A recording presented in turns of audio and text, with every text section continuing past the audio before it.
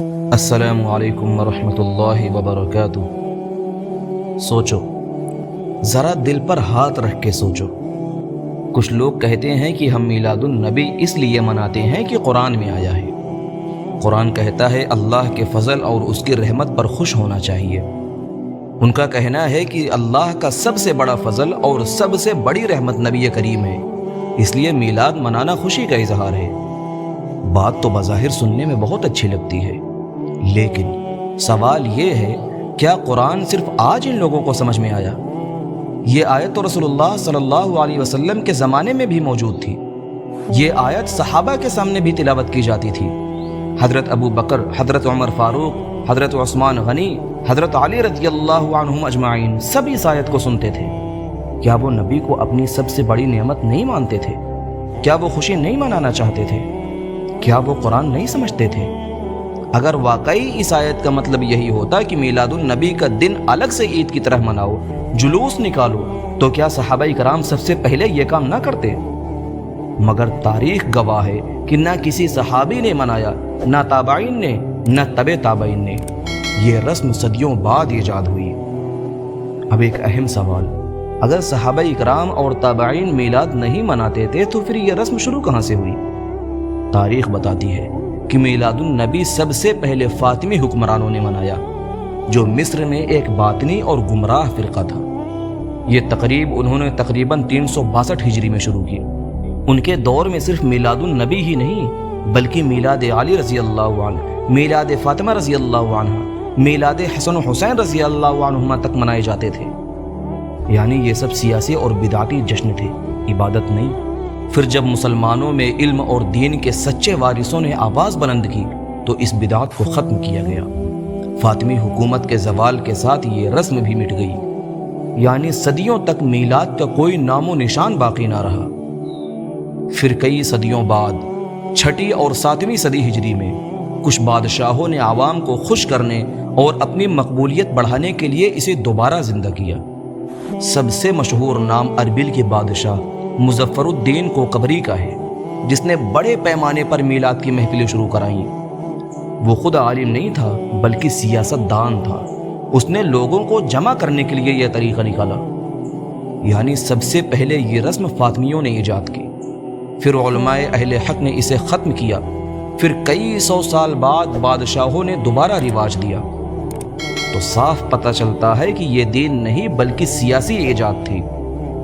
قرآن نے کہا اللہ کے فضل اور رحمت پر خوش ہو، لیکن خوشی کس طرح منائی جائے یہ فیصلہ ہمارا نہیں ہے، یہ تو نبی نے بتایا ہے۔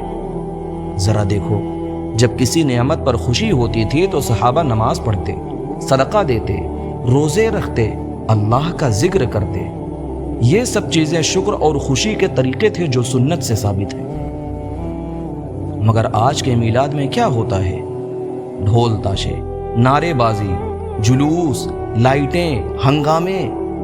کیا یہ سب رسول اللہ نے خوشی کے طریقے کے طور پر سکھائے؟ کیا یہ سب صحابہ نے کیا؟ اگر نہیں تو یہ خوشی نہیں بلکہ دین میں اپنی طرف سے نیا اضافہ ہے۔ اور نبی نے فرمایا جس نے دین میں نیا کام نکالا جو ہمارا حصہ نہیں، وہ رد ہے۔ اب سوچو، اگر کوئی کہتا ہے کہ اس آیت میں میلاد منانے کا حکم ہے تو اس کا سیدھا مطلب یہ ہوا کہ صحابہ کرام کو قرآن سمجھ ہی نہیں آیا۔ کیوں؟ کیونکہ وہ میلاد نہیں مناتے تھے۔ تو کیا آپ یہ ماننے کو تیار ہیں کہ ابو بکر صدیق رضی اللہ عنہ کو قرآن سمجھ نہیں آیا؟ عمر رضی اللہ عنہ کو قرآن سمجھ نہیں آیا؟ عثمان رضی اللہ عنہ، علی رضی اللہ عنہ، حسن و حسین رضی اللہ عنہما سب قرآن نہیں سمجھ سکے؟ اور آج کے دور کے کچھ لوگ قرآن کو ان سب سے زیادہ سمجھتے ہیں۔ یہ سوچ ہی کتنی خطرناک ہے۔ دراصل صحابہ کی توہین ہے۔ اصل حقیقت یہ ہے کہ قرآن کو سب سے پہلے اور سب سے زیادہ صحابہ کرام نے سمجھا، کیونکہ وہ براہ راست نبی کے شاگرد تھے۔ اگر میلاد کا مطلب قرآن میں ہوتا تو وہ سب سے پہلے مناتے۔ اسلام میں صرف 2 عیدیں ہیں، عید الفطر اور عید الاضحیٰ۔ یہ بات صحیح حدیث میں موجود ہے۔ نبی نے خود فرمایا کہ اللہ نے تمہارے لیے 2 دن رکھے ہیں، تو پھر میلاد کو عید بنانا کہاں سے آیا؟ نبی کی محبت میں خوشی منانا بری بات نہیں، لیکن محبت کا طریقہ وہی ہے جو محبوب نے بتایا۔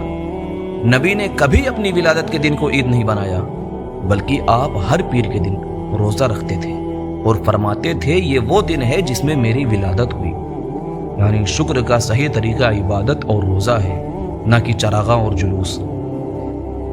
یاد رکھو، اسلام کا اصول یہ ہے کہ دین وہ ہے جو رسول اللہ نے سکھایا۔ جو چیز نہ آپ نے کی نہ صحابہ نے کی وہ دین کا حصہ نہیں۔ اللہ کے نبی نے فرمایا تم میری سنت کو لازم پکڑو اور میرے بعد ہدایت یافتہ خلفائے راشدین کی سنت کو پکڑو، اور دین میں نئی چیزوں سے بچو، کیونکہ ہر نئی چیز بدعت ہے اور ہر بدعت گمراہی ہے۔ اب بتاؤ میلاد کس صحابی کی سنت ہے؟ کون سا خلیفہ راشد اس کو مناتا تھا؟ کون سا تابعی، کون سا امام اس کو عید کے طور پر مناتا تھا؟ کسی نے نہیں۔ یہ بات خود ثبوت ہے کہ یہ چیز اسلام کا حصہ نہیں ہے۔ اس لیے حقیقت یہ ہے کہ قرآن کی یہ آیت میلاد کی ثبوت میں نہیں ہے۔ صحابہ کرام قرآن کو سب سے زیادہ سمجھتے تھے، اس لیے انہوں نے میلاد نہیں منایا۔ خوشی کا اصل طریقہ نبی نے عبادت، روزہ، صدقہ اور ذکر بتایا۔ میلاد ایک بدعت ہے جو 362 ہجری میں فاطمی حکمرانوں نے ایجاد کی، پھر ختم ہو گئی اور بعد میں بادشاہوں نے دوبارہ شروع کی۔ محبت رسول کا اصل ثبوت جلوس نکالنا نہیں ہے، اصل محبت یہ ہے کہ سنت کو زندہ کیا جائے، دین پر عمل کیا جائے، گناہوں سے بچا جائے۔ ذرا سوچو، کیا ہم وہ کام کریں جسے نہ رسول اللہ نے کیا نہ صحابہ نے کیا اور یہ سمجھیں کہ یہی محبت ہے؟ یا وہ کریں جو رسول اللہ نے خود بتایا اور صحابہ نے کر کے دکھایا؟ سچی محبت اطاعت میں ہے، جھوٹی محبت صرف رسموں میں ہے۔